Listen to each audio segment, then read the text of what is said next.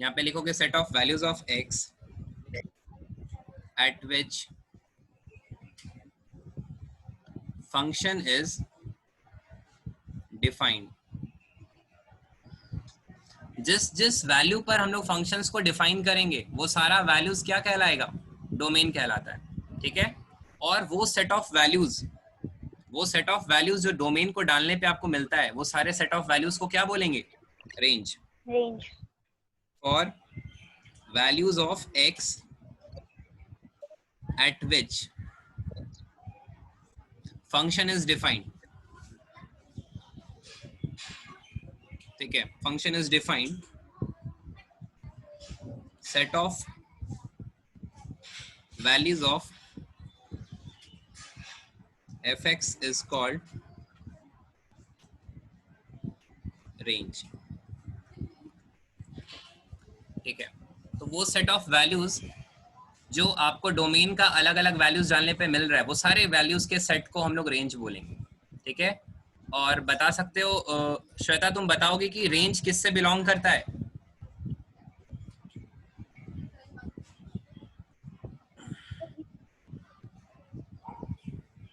एक बूंद भी आवाज नहीं आया तुम्हारा, जबकि तुम अपने समय तरफ से बोल चुकी हो।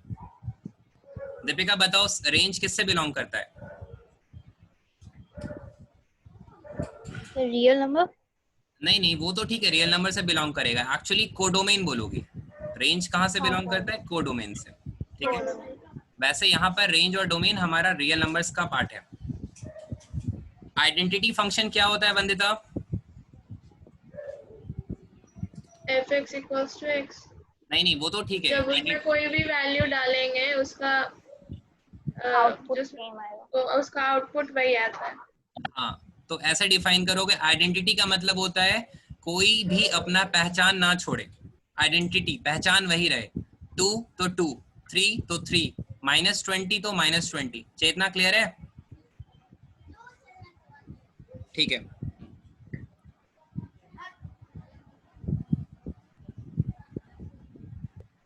ये था हमारा आइडेंटिटी फंक्शन।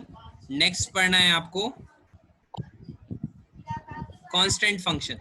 ठीक है, अब कांस्टेंट फंक्शन क्या होता है, उतार लिए ना?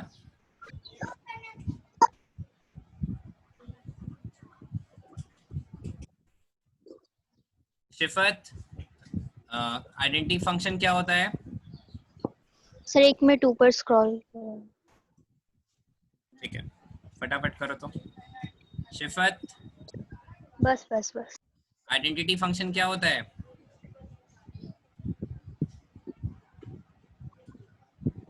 नहीं है शिफत यहाँ पे।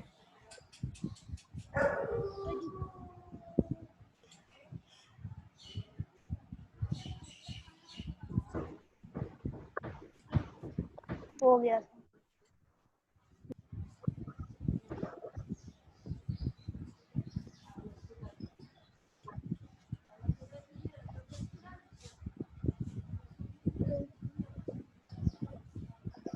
ठीक है, अब देखो कांस्टेंट फंक्शन बताएं।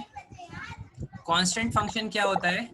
हम लोग एक इनपुट देते हैं और उसके अकॉर्डिंग हमको एक कांस्टेंट वैल्यू मिलता है। मतलब आप दुनिया का कोई सा भी नंबर डालो, हम वही आउटपुट देंगे। जैसे फंक्शन को डिफाइन करोगे, fx equals to c। fx equals to c क्या है? कांस्टेंट।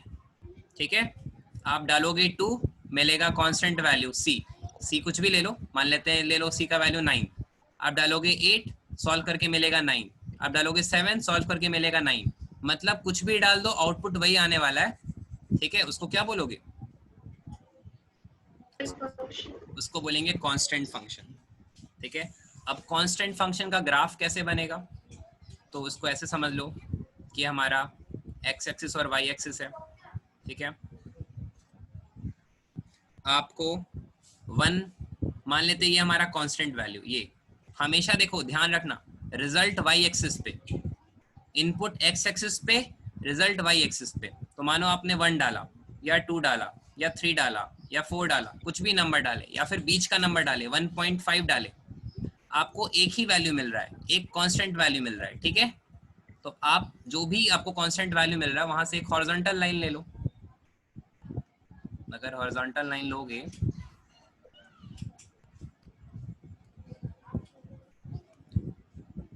यहाँ से ऐसे ले सकते हैं ना हॉरिजॉन्टल लाइन।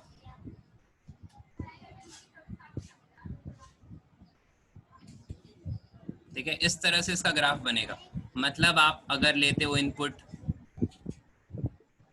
अगर आप इनपुट लेते हो 1, तो 1 पे यही कांस्टेंट वैल्यू मिला, ये जो भी है रेड डॉट। 2 लोगे, 2 लोगे तभी वही मिलेगा। मतलब कुछ भी वैल्यू ले लो आपको वो कांस्टेंट वैल्यू मिलने वाला। पीछे जाओ आगे जाओ, ये पूरा प्रोड्यूस्ड रहता है। वो तो मेरा मन पर है कि हम कहाँ तक इसको लाइन खींच के दिखाएं तुम लोग को। या आप भी पूरा प्रोड्यूस कर देना इसको। अंजलि क्लियर है?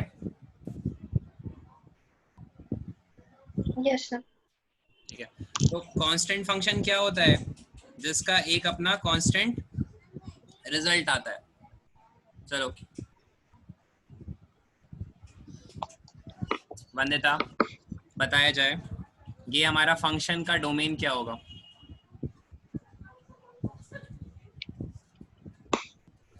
किस किस पॉइंट पर आप डिफाइन कर सकते हो इस कांस्टेंट फंक्शंस को? इतना कंफ्यूज क्यों होते हो? हर एक पॉइंट पर, हर एक वैल्यू पर। मतलब रियल नंबर्स, रियल नंबर्स दुनिया का सारा नंबर्स को बोलते हैं। ठीक है, तो सीधा सीधा क्या जवाब दोगी? Real numbers. ठीक है, मतलब हमारा डोमेन क्या हो जाएगा? Real numbers. चलो अंजलि बताओ रेंज क्या होगा? सर कोई भी कांस्टेंट वैल्यू हो रहा हाँ, तो यहाँ पर जो कांस्टेंट है वही होगा ना। तो हम सी माने तो यहाँ पर सी हो जाएगा। ठीक है, ऐसा नहीं लिख देना कि रियल नंबर्स। रियल नंबर्स में कुछ भी नहीं आ सकता, सिर्फ और सिर्फ कांस्टेंट ही आएगा। और यहाँ पर ये जो हम हाइट दिखाए ना, यहाँ पर मार्क कर लेना सी। देखो अभी हम कर रहे हैं, दिख रहा होगा। ये सब इतना जो हम लाइन दिए थे सब हटा देना फालतू का।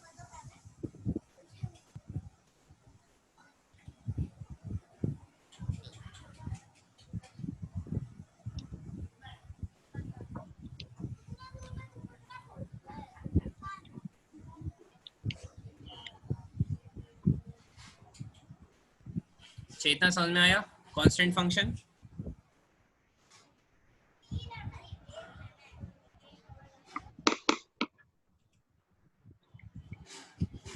अब तीसरा फंक्शन जो पढ़ना है, थर्ड फंक्शन, इसको हम लोग बोलेंगे पॉलिनोमियल फंक्शन। ठीक है, नेक्स्ट हमारा फंक्शन क्या है? We call it as polynomial function. उतार लिए थे?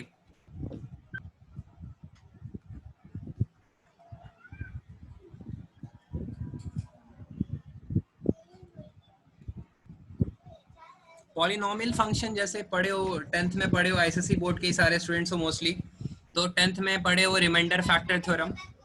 ठीक है, उस तरह से खैर कोई भी फंक्शंस को, पॉलिनोमियल फंक्शंस को हम लोग इस तरह से रिप्रेजेंट करते हैं। a0 plus a1x plus a2x² plus a3x³ ये a क्या है? कांस्टेंट है, और x क्या है? वेरिएबल है। Plus dot dot dot dot, और लास्ट वाला a nth टर्म x का power nth।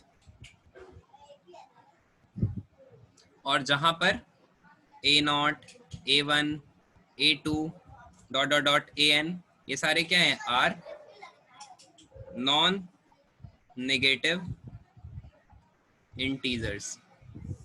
Non negative integers मतलब नेगेटिव को छोड़ के सारा, मतलब जीरो भी आ सकता है। ठीक है, मतलब ये a0, a1, a2 it can be case की ये जीरो भी हो सकता है। तो अगर बताओ हम a1 सॉरी a2 को छोड़ के सबको जीरो कर दें, यहाँ पर हम a2 को छोड़ के सबको जीरो कर दें तो सारा टर्म्स खत्म, बचा हमारा a2x², और a2 को 1 मान लो। बात समझ में आया शिल्पी?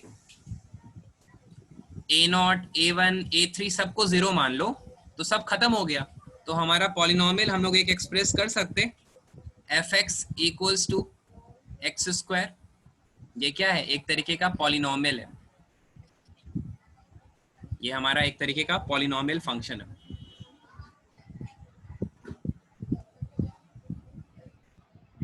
अब जैसे कुछ एग्जांपल्स के साथ इसको क्लियर आउट करते हैं कि यहाँ पर ये जैसे सपोज अगर आप वैल्यू लेते हो 1 तो इसका आउटपुट क्या आएगा, बताओ फटाफट, रिस्पॉन्सिव बनो, फटाफट आंसर दिया करो। 1 आएगा। अगर आप 2 लोगे तो आउटपुट क्या आएगा, 4। अगर आप -2 लोगे तो आउटपुट क्या आएगा, 4। अगर आप -1 लोगे तो आउटपुट क्या आएगा, 1 और अगर आप 0 लोगे तो क्या आएगा, 0। अच्छा, अंजलि डोमेन बताइए।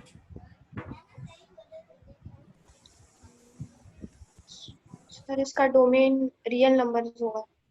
ठीक है, क्योंकि हर एक दुनिया का कोई भी नंबर ऐसा नहीं है जिसका स्क्वायर आप नहीं निकाल सकते, है ना।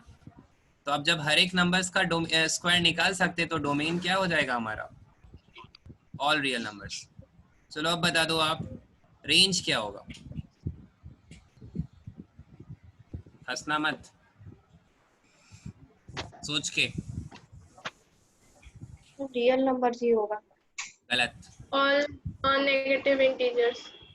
गलत। रियल नंबर्स तो सही बोल रही हो अंजलि, लेकिन थोड़ा सा और मॉडिफिकेशन लाओ। Positive real numbers. एग्जैक्टली, सारे पॉजिटिव रियल नंबर्स होंगे, क्योंकि स्क्वायर कभी नेगेटिव देता ही नहीं हमें, स्क्वायर कभी नेगेटिव नहीं देता, इसलिए हमेशा रिजल्ट पॉजिटिव रियल नंबर्स आएंगे। और वंदिता तुम इंटीजर इंटीजर क्यों कर रही हो, अगर तुम 2.1 लोगी तो 2.1 का स्क्वायर क्या आएगा, 4.41 आएगा, क्या ये एक इंटीजर है, नहीं। तो बात यहाँ रियल नंबर्स का हो रहा है, फंक्शन रियल फंक्शंस पढ़ रहे हैं।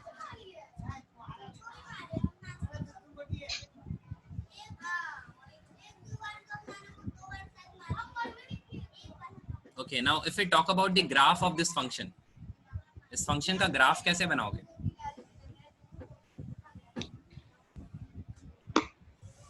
Good morning Shweta.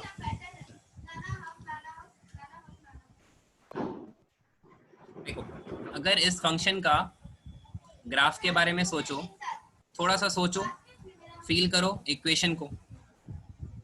अब देखो, ये हमारा हम क्या बताए थे, हम लोग एक्स एक्सिस पर इनपुट देते हैं और वाई एक्सिस पे हमको क्या मिलता है, आउटपुट। हाँ, वाई एक्सिस पे आउटपुट मिलता है। तो दीपिका क्या प्रेडिक्ट कर सकती हो इसका इक्वेशन कैसा होगा। अच्छा, जब इनपुट 0 लिए थे तो आउटपुट भी क्या मिला था, 0। जब इनपुट 1 लिए थे तो आउटपुट क्या था, 1। मतलब यहाँ पर टच कर रहा है। अगर इनपुट 2 लोगे तो आउटपुट कितना मिलेगा, 4। मतलब 1 2 3 और 4, मतलब 2 लोगे तो आपको यहाँ पर 4 मिल रहा है, ठीक है। चलो अब सोचो, इधर -1 लोगे तो क्या मिलेगा, 1 मिलेगा।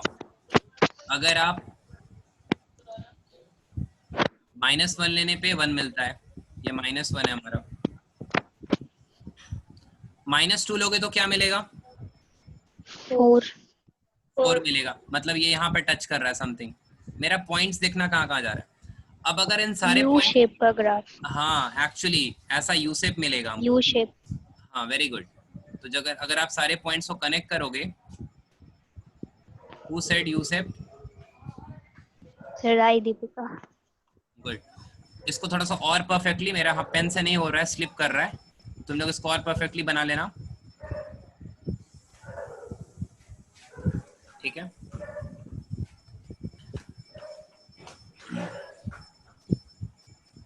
आगे चल के अब तुम लोग 12th में भी जाओगे, 11th में गए हो तो ठीक है, तो वहां पर ये सारे ग्राफ्स को पैराबोला बोलेंगे। क्या बोलेंगे, पैराबोला, पैराबोलिक लिख लेना शॉर्ट में।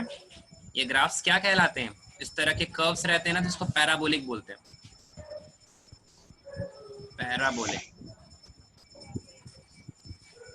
अभी दिखाएंगे आगे चल के हाइपरबोला।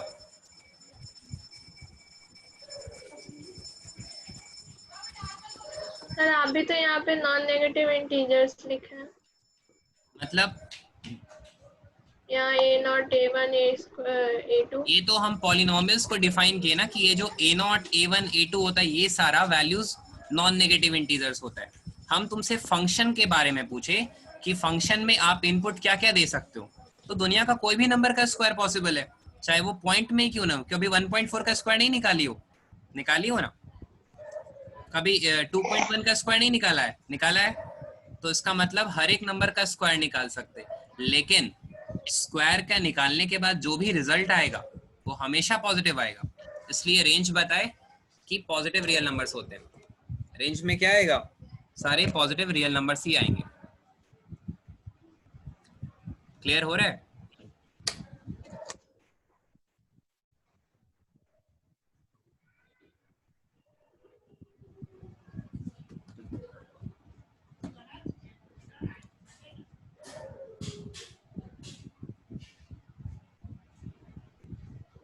इसका डोमेन और रेंज लिख लेना, हर एक फंक्शन का लिखवाएंगे डोमेन और रेंज। अच्छा अंजलि, अगर आपसे पूछे इस फंक्शन का कोडोमेन क्या है तो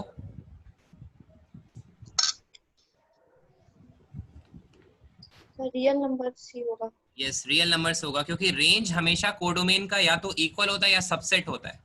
तो रियल नंबर्स में ही ना पॉजिटिव रियल नंबर्स रहेंगे, दैट्स व्हाई। तो इसका मतलब ये फंक्शन कहाँ से कहाँ डिफाइन है, रियल नंबर से रियल नंबर, मतलब ये डोमेन और ये हमारा रेंज, डोमेन से रेंज, सॉरी डोमेन से कोडोमेन। उतार लिए सारा?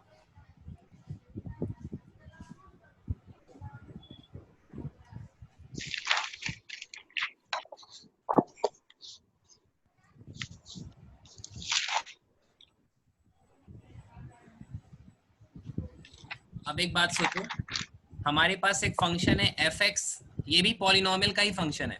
इस बार हम क्यूब ले लिए, अगर हम क्यूब ले लेते हैं तो बता दो वंदिता, यहाँ पर हमारा, अगर हम सपोज वैल्यू ले रहे हैं, एग्जांपल दिखा रहे हैं हम कुछ, अगर हम 1 ले रहे हैं तो क्या आएगा, 1, अगर आप 2 लोगे तो क्या आएगा, 8, 0 लोगे तो क्या आएगा, 0, -2 लोगे तो क्या आएगा, 8, क्लियर बोलो। -8, अगर आप -3 लोगे तो क्या आएगा, -27। जी।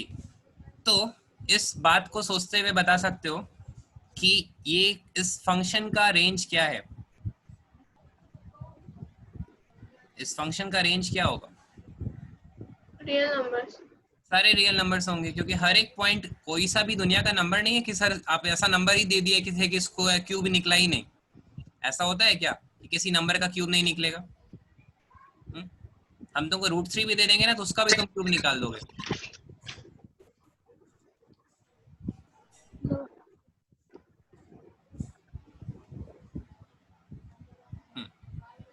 तो उस तरह से, अच्छा बता दो इसका कोड, इसका रेंज, कोडोमेन क्या होगा, सॉरी ये रेंज हम क्यों लिख दिए हैं, पहले डोमेन होगा ना, डोमेन रियल नंबर होगा,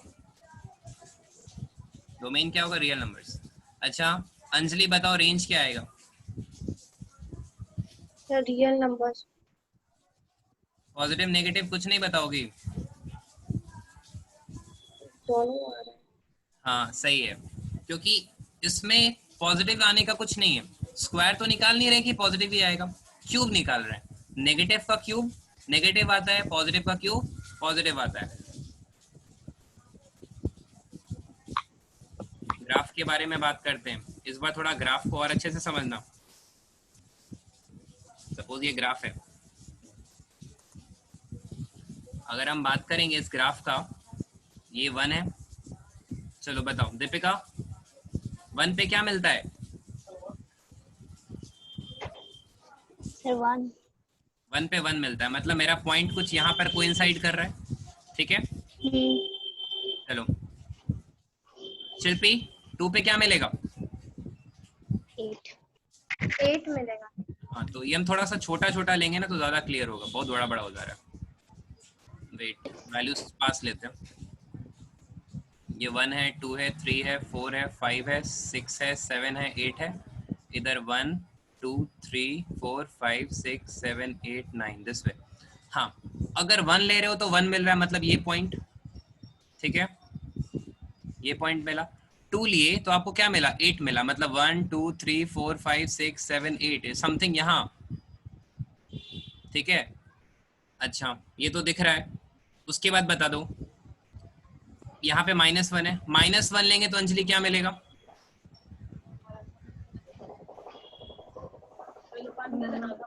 -1। -1 मतलब कुछ पॉइंट हमारा यहाँ आ रहा है, इस पॉइंट पे आ रहा है। अगर आप -2 लोगे तो क्या मिलेगा? -8। 2 लोगे तो -8 मिलेगा, मतलब 1 2 3 4 5 6 7 8। 2 ले रहे हो यहाँ पे पॉइंट आ रहा है। अगर सारे पॉइंट्स को मिलाओ, स्ट्रेट नहीं जा रहा है, स्ट्रेट लाइन। नहीं स्ट्रेट नहीं जा रहा है, ये कुछ ऐसा नहीं जाएगा।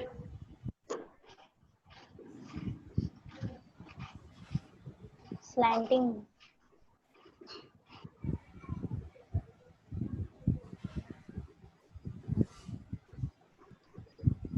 ये इसका ग्राफ कुछ ऐसा जा रहा है, समझ पा रहे हो? ये क्यूब का ग्राफ है।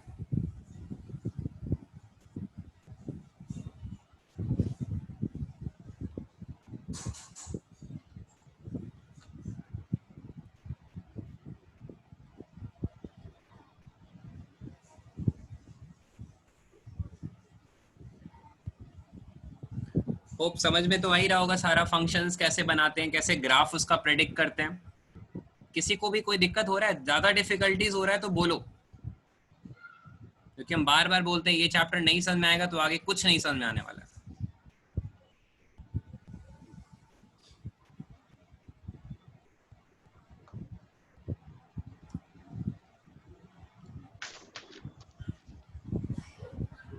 ठीक है, ये फंक्शंस भी हो गया, मतलब हम लोग पॉलिनोमियल फंक्शंस के बारे में भी स्टडी कर चुके।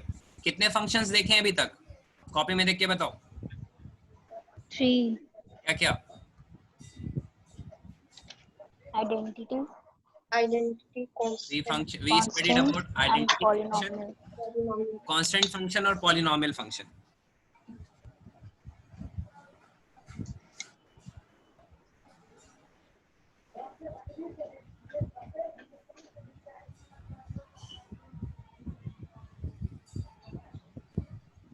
अब जैसे पढ़ना है हम लोग को, नेक्स्ट हमारा रेशनल फंक्शन। क्या है टॉपिक?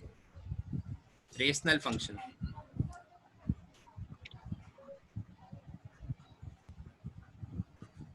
सर हाँ सर आप मेरे को रिकॉर्डिंग भेज दीजिएगा ना क्लास का। कौन बोल, सदीशा बोल रही हो? हाँ सर। हाँ ठीक है, भेज देंगे।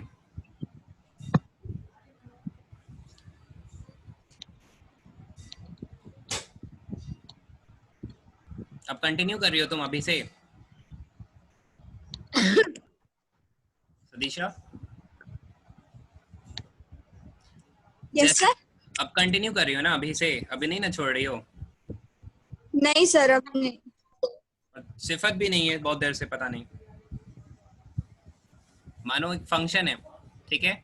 अब फंक्शन में हम लोग क्या लिखते हैं, फंक्शन को हम लोग पढ़े हैं ना कि किसी भी रेशनल नंबर को हम लोग p/q के फॉर्म में एक्सप्रेस करते हैं।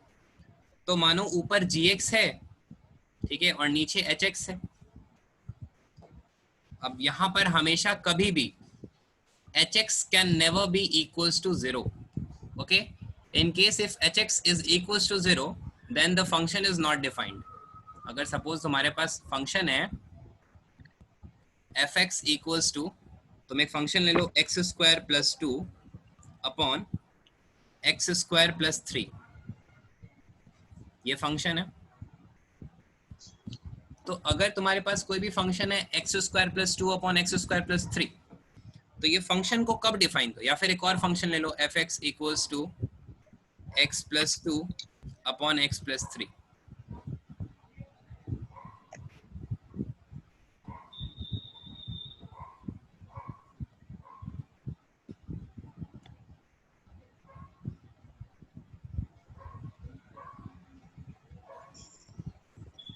ये हमारा फंक्शन है। तो ये फंक्शन किस किस पॉइंट पर डिफाइन नहीं हो सकता बताओगे? देख सकते हो ये नीचे वाला जो एक्सप्रेशन है x² + 3 और यहाँ पर है x + 3, तो बता दो, अगर नीचे में x के जगह पे -3 डाल दिए गलती से भी, तो डिनोमिनेटर क्या हो जाएगा? 0 हो जाएगा। ठीक है, अगर यहाँ पर हमेशा क्या लिखेंगे, नीचे वाला जो वैल्यू है x² + 3 can never be equals to 0, मतलब x² कभी भी -3 के इक्वल नहीं आना चाहिए। ठीक है, it means x can never be equals to √-3। उसी तरह से नीचे वाले का बात मेरा करेंगे नहीं तो है। उसी तरह से नीचे वाले का बात करेंगे तो यहाँ पर x + 3 कभी भी 0 के इक्वल नहीं आना चाहिए। इसका मतलब x का वैल्यू -3 कभी नहीं होना चाहिए। क्या वंदिता, बोलो। समझ में नहीं आया। कोई भी फंक्शन है, जैसे लिखो f(x) इक्वल्स टू लिखो 2/x + 1। ठीक है, तो अगर तुम यहाँ पर x के जगह पर -1 डाल दोगी तो -1 + 1 क्या हो जाएगा? 2/0। और हम क्या बताए थे, डिनोमिनेटर 0 हो गया तो डिफाइन नहीं हो सकता फंक्शन। तो हम चेक कैसे करेंगे कि x का किस किस वैल्यू पे डिफाइन नहीं है? तो हम डिनोमिनेटर को 0 के इक्वल कर देंगे और फिर देखेंगे कि x का वैल्यू क्या आ रहा है। जो x का वैल्यू आ गया वो वैल्यू यूज नहीं करना है। ठीक है, उस पॉइंट पर फंक्शन डिफाइन ही नहीं होगा। ओके, तो अब बोलोगे सर इसका भी ग्राफ सिखा दीजिए हम लोग को बनाना। इसका ग्राफ नहीं सिखाएंगे क्योंकि बहुत कॉम्प्लेक्स होता है। ठीक है, एक ह्यूमन नहीं बना सकता, बना सकता है, बहुत डिफिकल्टी होगा, बहुत बड़ा पेज चाहिए। ठीक है, ये सब ग्राफ बनाने के लिए कंप्यूटर एनफ होता है। आप कंप्यूटर पे ग्राफ डालो, इक्वेशन डालो, वो ग्राफ तैयार कर देगा। ठीक है, हम दूसरा रेशनल फंक्शन का बता रहे हैं जिसका ग्राफ होता है। एक रेशनल फंक्शन होता है f(x) इक्वल्स टू 1/x। इसका ग्राफ पॉसिबल है, इसका ग्राफ सिखाएंगे।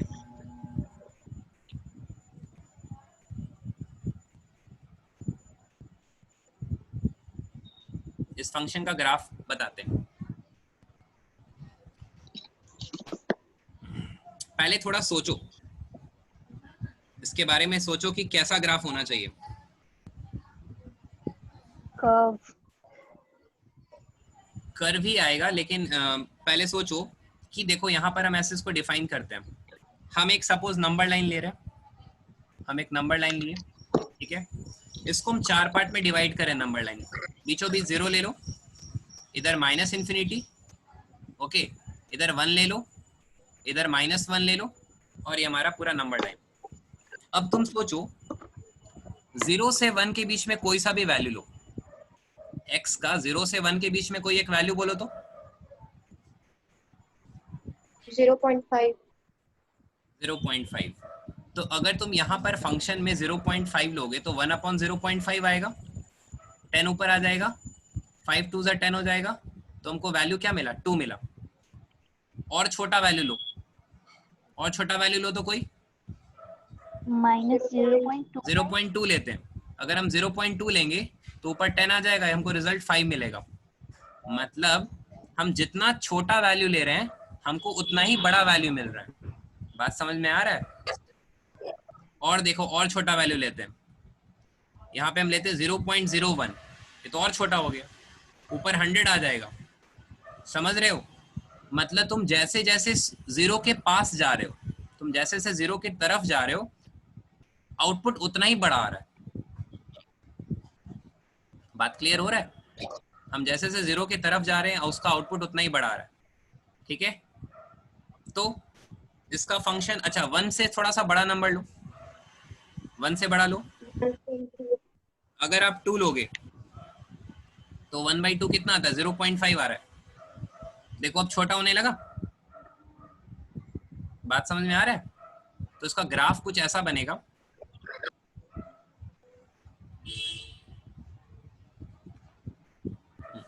इसका ग्राफ कैसे बनाओगे?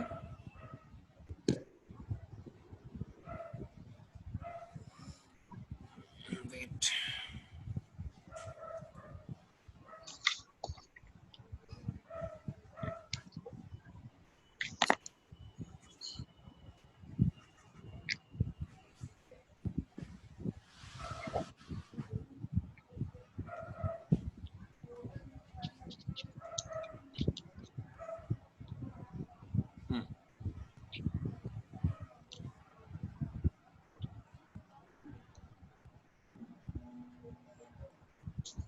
इसका ग्राफ कुछ ऐसा जाएगा, इस तरह से शुरू होगा।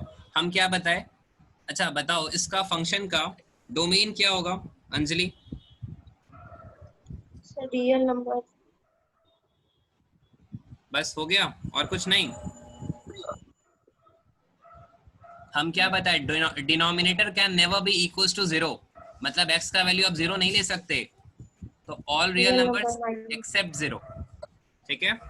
रेंज क्या होगा? सेम। रेंज क्या होगा? कभी भी रिजल्ट 0 आएगा क्या? किसी भी नॉन जीरो नंबर का रेसिप्रोकल 0 नहीं आएगा, तो ये भी रियल नंबर्स में से 0 हटा दो। दीपिका क्लियर हो रहा है? Yes sir. ग्राफ देखो, ग्राफ पे ध्यान दोगे तो ग्राफ कुछ ऐसा आ रहा है। हम क्या बताए थे? ये वैल्यू हमारा 1 है। अच्छा बताओ, यहाँ पर फंक्शन में अगर 1 लेंगे तो क्या आएगा? 1। हाँ, तुम देख सकते हो फंक्शन में 1 ले रहे तो 1/1 1 ही आता है। इतना तो श्योर हो गया कि जब आप 1 लोगे तो रिजल्ट भी 1 आएगा, मतलब यहाँ पे तो ग्राफ पास करेगा। और -1 लोगी तो दीपिका क्या आएगा? -1 ही आएगा ना। ठीक है। Yes sir. अच्छा ठीक है, ये तो समझ में आ गया। अब देख रहे थे कि जैसे जैसे हम 1 से आगे बढ़ रहे थे, 1 से बड़ा वैल्यू ले रहे थे, उतना ही छोटा वैल्यू आता है, क्योंकि रेसिप्रोकल है। तो ये ग्राफ नीचे जा रहा है, यहाँ से ग्राफ नीचे जा रहा है ऐसे, लेकिन 0 को टच नहीं करेगा। क्यों नहीं करेगा? क्योंकि 0 पे फंक्शन डिफाइन नहीं है। एकदम पास चला जाएगा लेकिन छुएगा नहीं इस लाइन को। ठीक है। और क्या देख रहे थे? 1 से जितना छोटा ले रहे थे उतना बड़ा वैल्यू आ रहा था, मतलब ये ग्राफ ऊपर खिंचा रहा है, ऊपर की तरफ जा रहा है।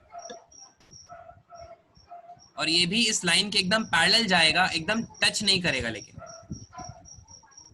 समझ पा रहे हो? यहाँ पे भी वैसा ही ग्राफ जाएगा ये।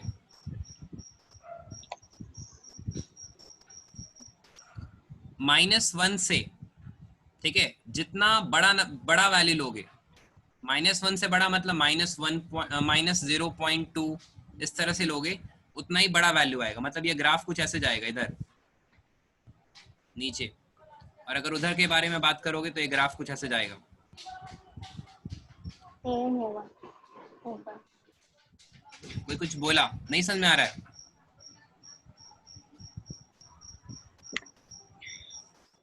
दीपिका आ रहा है। ठीक है। सदीशा तुमको क्लियर हो रहा है? नहीं सर।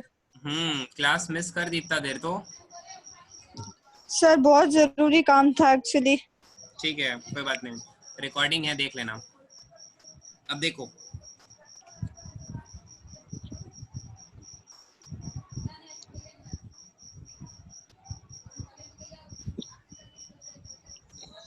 ये जो ऐसा दिख रहा है, तुम एक चीज नोटिस करो, यहाँ पर ये अजीब सा एक्स जैसा दिख रहा है, ऐसे एक्स ऐसा लग रहा है। मेरा स्क्रीन देखो, इस तरह से दिख रहा है। तो अगर इस तरह से कुछ दिख रहा है तो उसको हम लोग हाइपरबोला बोलेंगे। क्या बोलेंगे? ये अगर ऐसा एक्स दिख रहा है ना, ऐसे एक्स जैसा जो कटा हुआ जैसा दिख रहा है, गैप है, एक ग्राफ ऊपर एक ग्राफ नीचे, इसको हाइपरबोलिक बोलते हैं। ये मैं एक्स्ट्रा में बता रहे हैं क्योंकि 12th में आएगा तो फिर कंफ्यूज नहीं होना सर ये सब क्या है। तो अभी बता दे रहे हैं, पैराबोला होता है, हाइपरबोला होता है, इलिप्स भी होता है, स्ट्रेट लाइन भी होता है।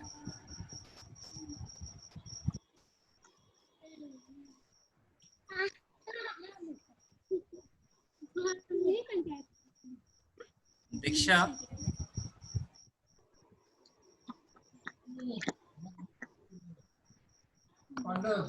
इधर,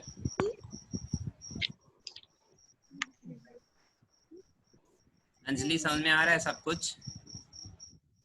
यस। कोई डाउट नहीं होता? यस। ठीक है, हम लोग आगे शिफ्ट करें। शिल्पी नेक्स्ट क्वेश्चन पे शिफ्ट करें, नेक्स्ट टॉपिक्स बताएं नेक्स्ट। ठीक है, चेतना तुम हो ना यहाँ पे?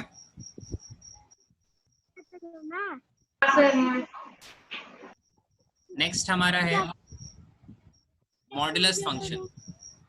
नेक्स्ट क्या पढ़ना है हम लोग को? मॉड्यूलस फंक्शन के बारे में।